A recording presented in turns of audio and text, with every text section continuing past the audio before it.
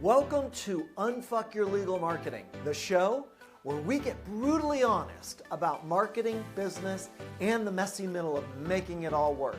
I'm Gary Johnson, marketing coach, strategist, and professional BS detector for attorneys and business owners who are tired of doing what everyone else does. Around here, we skip the fluff.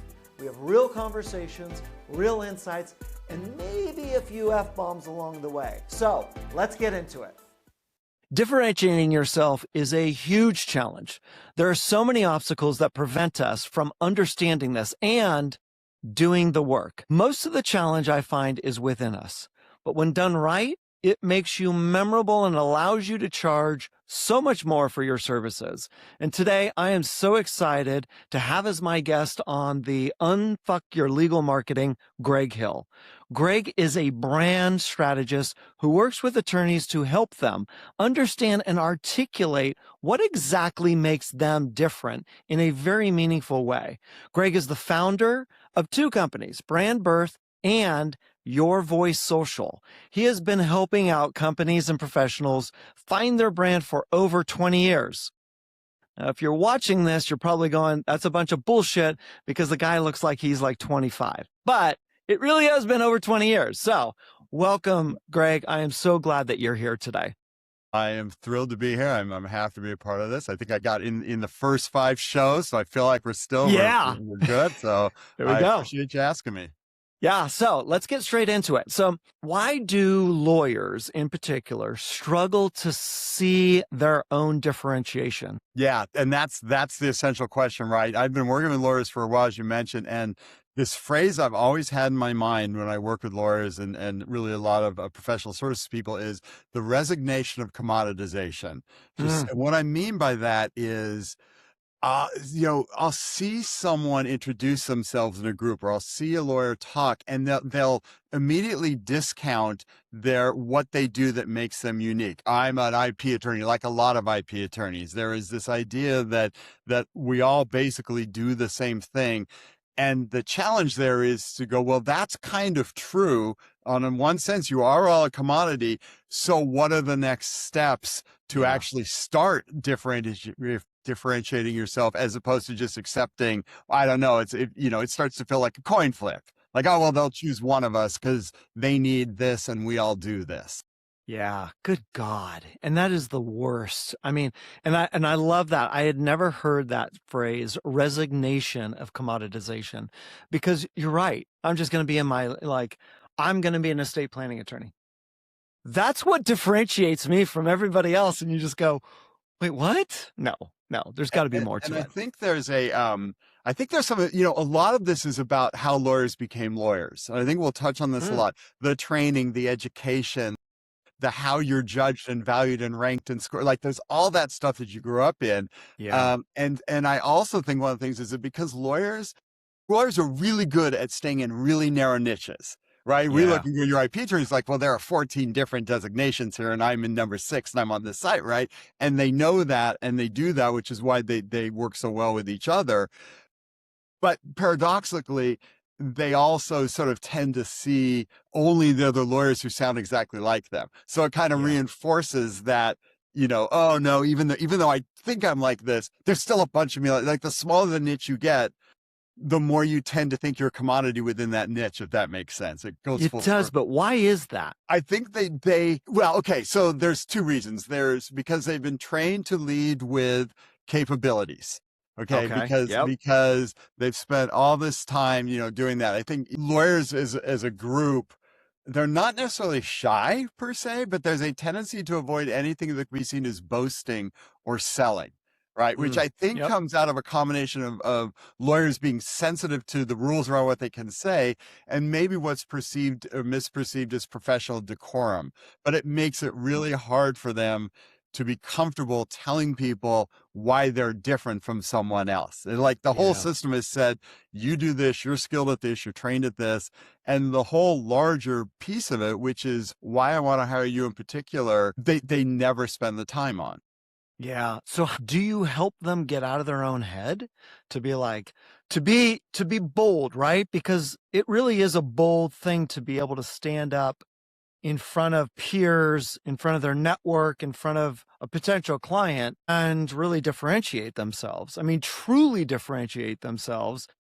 Do you ever help them overcome that limiting belief of, well, I'm just like everybody else, and that's the whole job. The whole job is spending enough time with them to uncover the everything else. And it always comes out accidentally. When we're talking about something, they'll casually go, well, I da-da-da-da. I'm like, wait, that's at the heart of your story. That's your differentiation. Like, no, it's just an interesting thing about me that no one wants to hear, right? And you're almost like, don't do that. If to the extent that your practice area, your credentials, those aren't differentiating. Those are the commoditization. Like what should they be doing? I guess is the question, right? What does that look like? And one of the things I always say is I do not care what you do with any of my clients, because what you do is the shortest path to turning you into a commodity. If you lead with what you do, then they're like, oh yeah, no, I put him in this bucket, right? And you can tell I'm a hand thinker, a visual thinker, but everyone starts in a big bucket, and I want to get them into a bucket of one. I want to know exactly why you are you and no one else is like you. But, to do that requires taking steps back from the idea of capability and the idea of education. And the first thing I want to define with any client across any industry is what I would call their genesis story, right? Essentially, the story that tells the listeners, in the beginning, how did you get to where you are? What shaped you? What directed or redirected you, right? These are the kind of things that people don't necessarily think about. Well, that's in the past. That's a thing. Oh, I was young when I did that. But this is what, people are looking for. Prospective clients are looking for commonalities.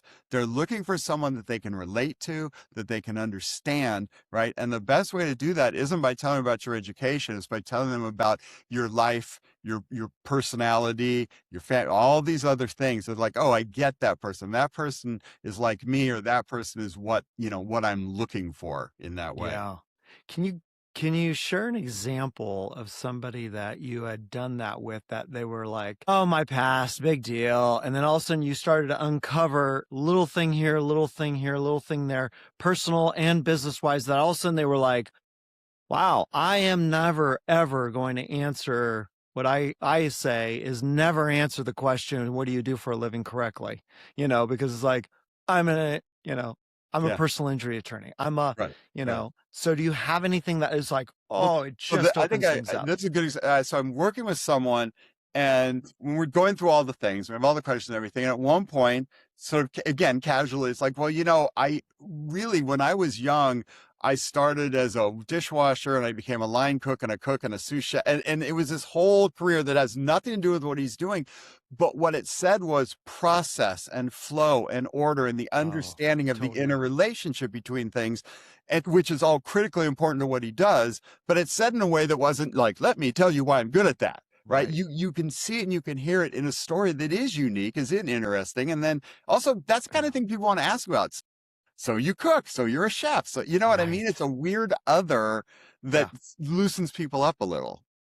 Totally. And it's interesting, right? So that when somebody does that, they go, I was expecting you to say that you were a blank attorney. Now you're telling me something that embodies you as a human being, right? And how you got to where you are today. And I love how you had said that you are taking what a lot of us think is the mundane, I did this, and you're like, but that helped you with this, right? And they're like, oh yeah, my today was shaped by me being a cook, by me being a whatever receptionist, by me being a car washer, by me being whatever, right? All those little things shape somebody to be who they are currently. But putting the two together, do you find any time that they're like, I don't want any of that stuff in there, that's absurd, because I need to only focus in on how competent of an attorney I am? Yeah. Well, and something on that too. And yes, and I get that. But, the mundane made me think about something when we talk about that word, because all of us have our nicknames from childhood, right? All of us have the people who know us the best, who know us the longest. And those nicknames are 100% born out of the mundane. Like that, the mundane isn't the mundane. The mundane is truly what gives people a chance to get their arms around you, literally and figuratively. And so, look for what you think is mundane, no one else does. but to this larger idea of when, how is it, do they push back? What happens? Like estimating or underestimating the role emotion plays in a client's choice. I do think this goes back to the idea that lawyers lead with capabilities, right? They expect to be hired on the idea that they are better at their specialty than is some other lawyer. And maybe that's about the time spent on school, all the focus on scores, rankings. Like lawyers they exist on a list or on a ranking. Competitive, let's go. From high school through college, through getting into law school, to everything about it, right? But that's not how people choose a lawyer. Right? They choose based on who they trust to take the best care of them and their needs in that moment. That's a completely emotional decision, right? You can't quantify ways to get at trust. And by sort of just focusing on the quantifiable, you leave someone not knowing how it will feel to partner with you. And that's all they want to know. True. Going back to what you had said before, when you were talking about the mundane, we all had a nickname before. What was your nickname? My nickname in high school was Yogi Bear, and it's completely random. And the reason is I played water polo, and this is the 80s. My hair was cropped short. It was a good old punk days. Yeah. And so one of my teammates at one point was like, "Your hair looks like Yogi Bear," and so that just And again, then it sticks. Then you're Yogi. Totally. God, so which is name. It could have been worse. I'm fine with it. Yeah. How old were you when you got that? 16. So, high school water polo, so 16, 17. Man. Do you ever see those friends? And they're like, yeah. Yogi. We just had, humble brag.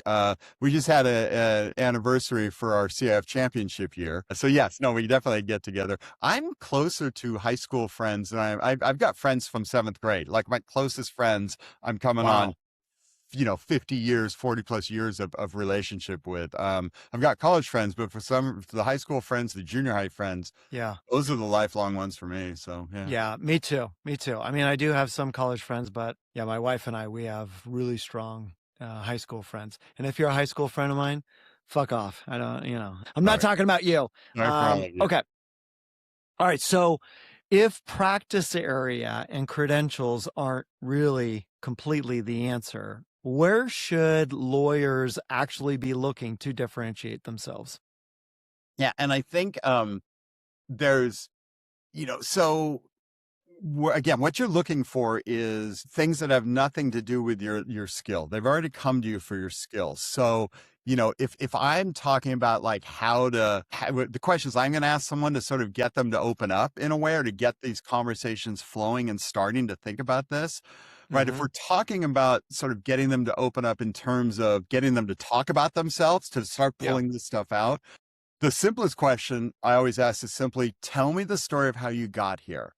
I'm less interested in the story, the literal answer. What I'm looking for is how they prioritize and have a hierarchy in their own mind for their own story. What's important, right? 8 people could tell that same story in 8 different ways. They're going to highlight different things. They're going to spend time on different parts of it. And what that says to you is, okay, this is where this person really sees the value in their own life, the engagement in their own life. Then that's kind of this, great Cliff Notes for start diving down into those things. Yeah. And that's the reality is it's hard for anyone to engage in this kind of interrogatory on their own, right? You need a partner. You need that slightly cynical arm's length partner to kind of keep you honest in the thing. And so that's a good question for someone to be able to talk about that on their own. They won't get there. Just like if they write down, well, how did I get here? They'll literally give you the short bio. If we're talking about getting to greater clarity on their vision, then there are 2 questions I ask them in tandem because they serve as bookends. Why does your firm exist over and above as a way to make money? And what does a world look like when you've won? What does a world look like when you achieved your goals? I like these 2 questions because they start to frame up purpose and vision, which is essentially the foundation for the brand, right? They're the bookends of a brand strategy. The first one, right? Why do you exist? Says beyond not being a category, not being a commodity, why do I want to support your vision, right? Why am I investing in you? Because I'm giving you money, you're giving me service, but still I'm investing in you. What is that vision? Why do I want to support it? And the second one is the most important thing because it gives anyone kind of that horizon statement, right? It's what does the world look like when you win? You're never going to get there, but it always keeps you on track. It's always sort of that, that beacon out in the water, right? And so, even though you'll never reach it, it always keeps your focus on, right, this is what we're doing. Forget about how I make money. This is why we have greater value to people. Wow. I love those two. Why does your firm exist? What does the world look like when you win? Yeah. And the key is, why does your firm exist over and above as a way to make money? Because that's what people is, well, I needed a job. I did, like, there's the presumptive, I'm here to make money. I didn't want to work at a big firm anymore. I wanted my own thing, or I did what you right. And it's like, I don't care about any of that. Why do you exist completely devoid of income? What are you doing for the world? And that starts to really challenge this larger idea. Do you ever have any people that are like, I just want to make money. Screw everybody else. Like, I just want to make money. Fortunately, and one of the things I think about my work is if I'm working with someone by the time we've started, they know they're all on board with this. Right. You probably don't work with narcissist assholes either, do you? Oh yeah, I mean, we're talking today. That's right. I got the first one in. Fuck you. Good job. So, on that vein, is there a question that an attorney can ask themselves besides those two that immediately will open things up? Or are those kind of the two that you're like, these are the two that really will enable people to expand their differentiator? Well, those are really my jumping off point. And then they are. That's where you start. Right. And then you start to identify, fertile ground within that. Like, again, they'll say something about being a cook, a line cook, or they'll say something about this or that. And it's like, well, and they don't know. It's impossible for all of us to do this on our own. Like, they're not going to go, oh, wait, did I mention I was a line cook when I was 17? I'll bet that's, it's the other person to hear. I was talking to a financial advisor, and he told this whole, the same thing, but we're just talking about whatever. And it was almost a throwaway. He tells a story about when they came, they came to America. His father's he was first generation born. His father immigrated, and back when they lived in India, what the father had done to take out a loan to close out the business to make sure all of his people were paid before he moved. And the idea of the banker worked with him on trust. And this is why this guy became a banker. And it's such an extraordinary foundational story because it's honest and it's genuine. And it is about, here's what I saw this skill set do to help people. And I wanted to do that. And you're like, dude, that's the brand, right? And then you build out from there. So if somebody wants to do this quasi on their own, right? And they're like, okay, let me jump into this and try and figure it out, right? They're maybe just starting out. Their budget is next to nothing, right? So they're like, I can't hire, a branding expert like yourself. Do you recommend somebody else that is close to them asking these questions and kind of pulling them out of them so that they're like, ooh, that could be really good? Because you're right. My branding is not done by me. I'm totally serious. I lean on people like you because you tell me, and just for the audience to understand this, Greg and I had a conversation 2 weeks ago, and Greg was like, I think you should consider, and then and it was in regards to my brand. And what you did was you made me look at my brand differently. And, it was like, okay, I should tweak this up a little bit. But you were just saying you're not showing up the way that you want your brand to be, not completely, right?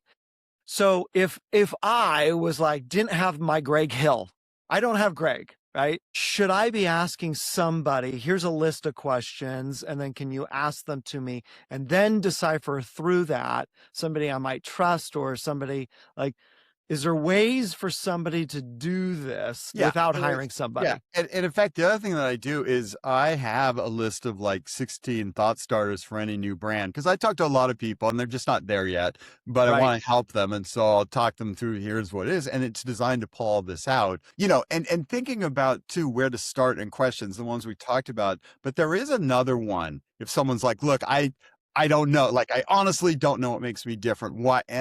one of the questions I ask them to think about is, what do your happiest clients tell you about their experience with you, right? There's a lot you can learn about how to improve talking to unhappy clients. But the thing that happy clients can tell you better than anyone is what you're doing right.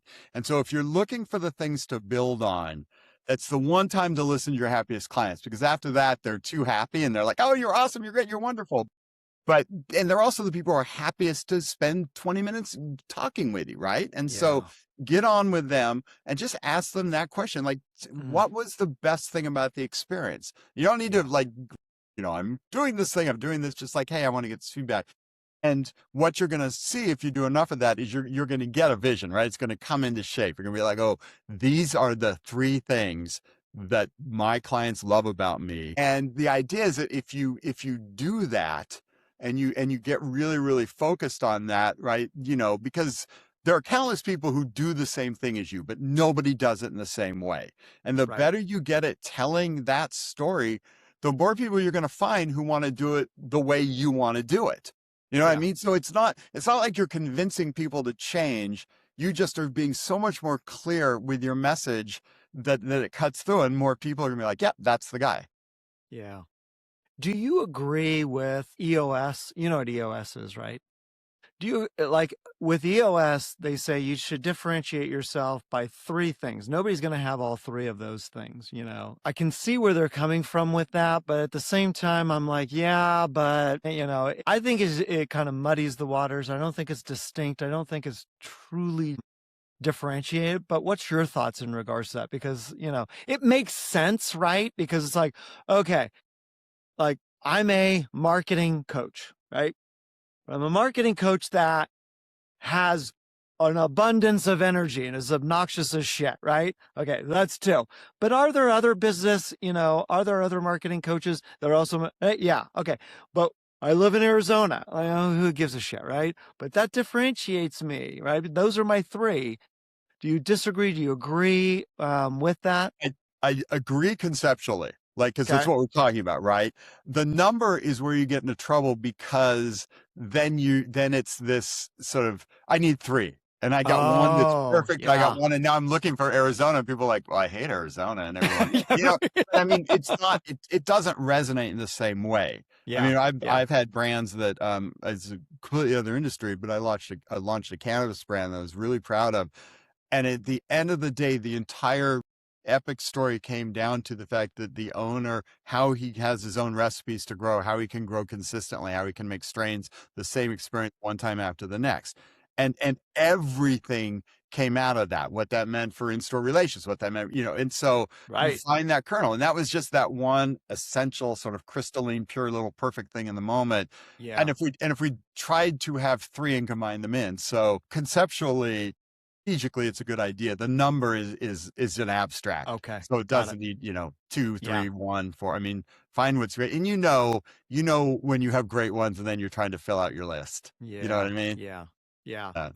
So Greg, a lot of like corporate attorneys see themselves as B2B, and branding is all about B2C, kind of stuff. Talk a little bit about your opinion about that. That's one of my little soapboxes I get on, because one of the things I think is really important for business owners to get their heads around is, from a brand perspective, there isn't a difference between B2B and B2C, right? Everyone thinks of beer or electronics or cars as being real brands, consumer brands, but a B2B client is still a consumer. They still go through the same exact things. They have the same exact needs and desires, right? And so the process of creating a brand is exactly the same. And I think it's good for people who traditionally consider themselves B2B brands to think of their prospects as consumers, as not clients, is, to go, well, what, like, if I'm selling a computer, right? So what's the difference between like just legal and Lexus? Like, there's a way to think of everyone as a consumer. And that will help you as you start to think about your message. Wait, am I talking to a real person here, or what? Who am I? If I heard this, is that really how I want to be talked to? Yeah, it's such a good point, because I agree. They're like, I'm not Apple, so I don't have a brand because I'm not selling to consumer. But you are selling to a consumer, because consumers are people that take your products or your services and give you money for it. There's an exchange. Right. It's Like, all the same. that's a consumer, Yeah. whether it's a company or, it's an individual, like doing a divorce, still it's a consumer, across the board. So yeah. Yeah. I It's a think really B2B good is point. a marketing distinction. And for me, I make a huge distinction between branding and marketing, right? Branding is a process of understanding what someone needs and figuring out how you can help them with that. And marketing is a process of getting people to do what you want them to do for the lowest dollar amount. And they're both important, but if you just are marketing without a brand, you're just the greediest, most, me person, and everyone hates you for that, right? And it's a whole different thing. So yeah, it really, no B2B, they're all consumers. So I'm going to take a kind of a little bit of a left turn on this. You have a brand for somebody. They know what their brand is, but they don't show up the same as their brand. So that, yes. And that happens. You see that all the time. And you see that analogy I always use is when someone gets hired inside a company and they look around like, are you lying to us? Or are you lying to the customers? Because they're two completely different things with culture, with story, right? And culture is at the heart of it. Voice and tone and personality and culture. That's where people see a schism between perceived and actual experiences. You do that. Yeah. But don't go into that. Don't go into culture, because my next guest, we're going into culture. Right. Well, then I'm excited to hear that one. But that idea of like a personal aspect, Okay, so let me give you an example. Let's say my brand is obviously competent individual, but fun-loving, really knows his stuff, and comes from a very creative background, and can see things that other people can't see, and can really identify the great strengths within somebody so that they can market themselves. And when I show up, I'm not showing up as competent. I'm showing up as a clown. I'm showing up as a doofus, but I want this other one, right? But this is kind of makes me comfortable. Like, hey, I like this, but this is what's going to get me business. Does that make sense? It does make sense. And so there's not the same. Right. There's two different moving pieces there, because one is the brand you want an authentic brand? If all day long you're like, oh, I should act like that, but that's not me. Right. Then that's not your brand. Yes. Right. Yes. Because the list of qualities you just rattled off, if I do them in reverse order, the insight, the discernment, the ability to see inside something, like, you don't need to say you're competent if you can do those things. Like, the competence comes through. So get that off the list. And the consulting and the code, like, all that's over there.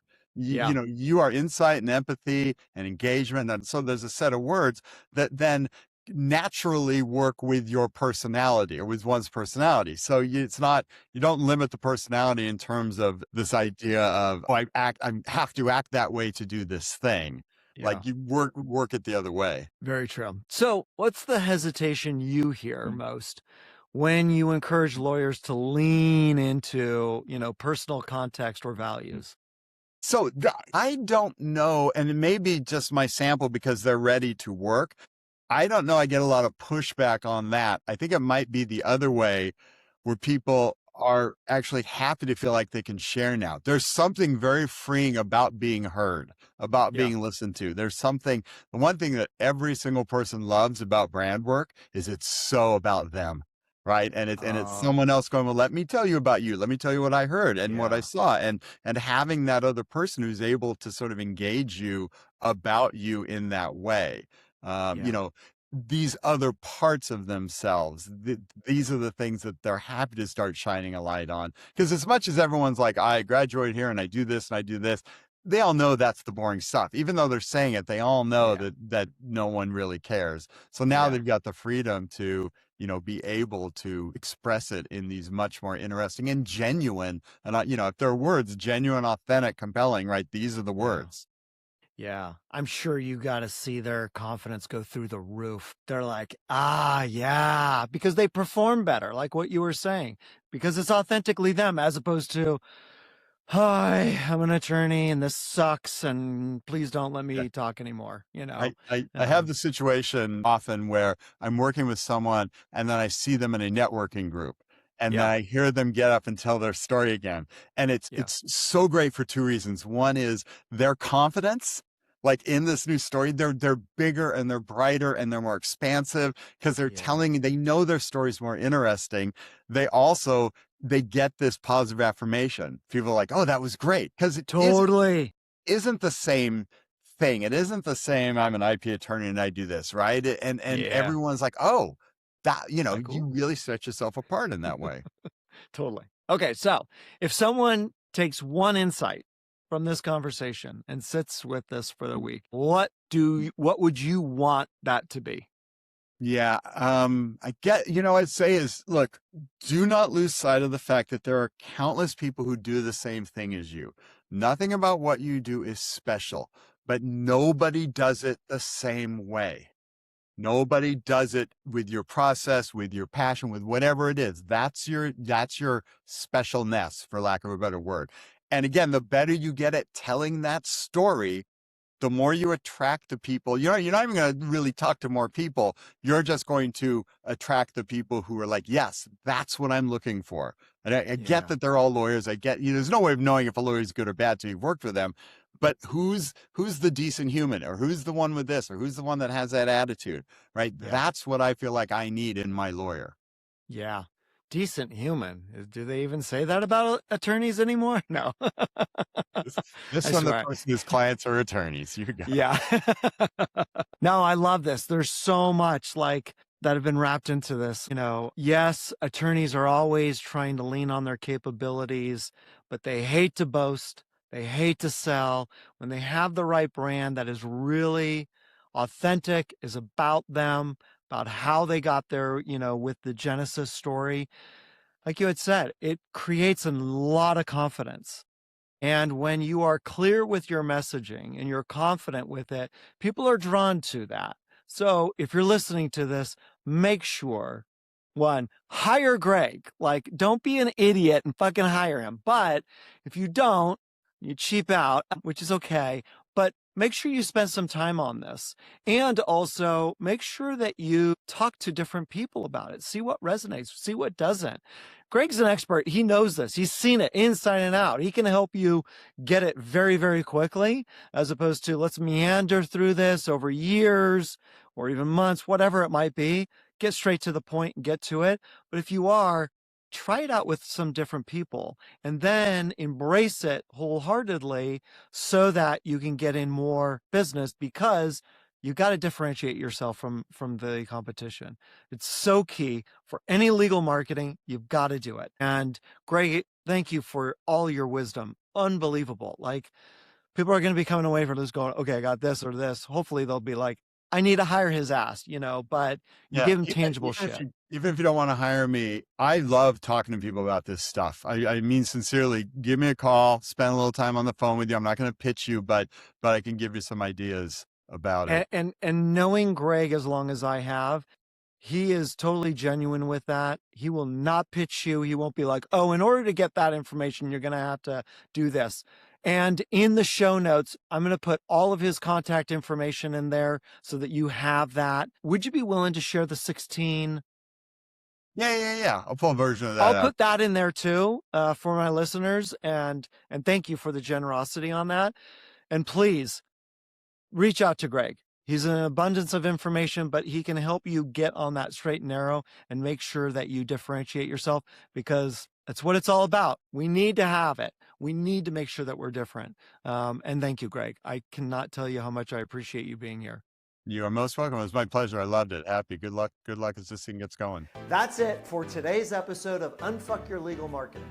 If you got a spark of inspiration, learned something new, or at least got a good laugh, make sure to follow, rate, and share this with someone who needs to hear it.